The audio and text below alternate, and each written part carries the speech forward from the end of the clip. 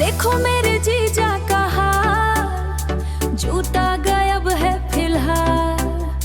पगड़ी संभालो अपनी, शगन है मेरा कमाल, शगन है मेरा कमाल। छुपके से निकले थे आप, हमने पकड़ लिया रास्ता। बिना न्योता के कैसे बनेगा ये वास्ता। साली हमारी रानी है पर जिद थोड़ी पुरानी है।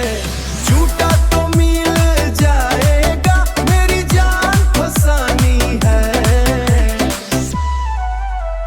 चेक करो पॉकेट मेरा, चेक करो सारा जहां, पर दिल मेरा तेरे पास, झूठा मिलेगा कहाँ।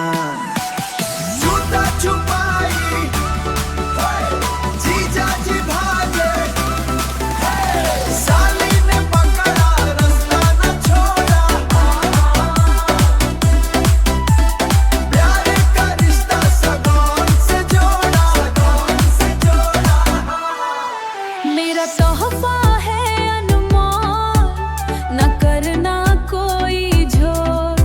1 लाख का चेक निकालो, जूता ले लो फिलहाल। शादी की है रस्म, निभाना पड़ेगा वचन। अब तो जीजा खोलो अपना प्यारा सा दामन। साली हमारी रानी है पर जिद थोड़ी पुरानी है। झूठा तो मिल मेरा जान फसानी है। चेक करो पॉकेट मेरा, चेक करो सारा जहां। चलो अब नाचो सब, नाचत बानी, शगन पक्का है।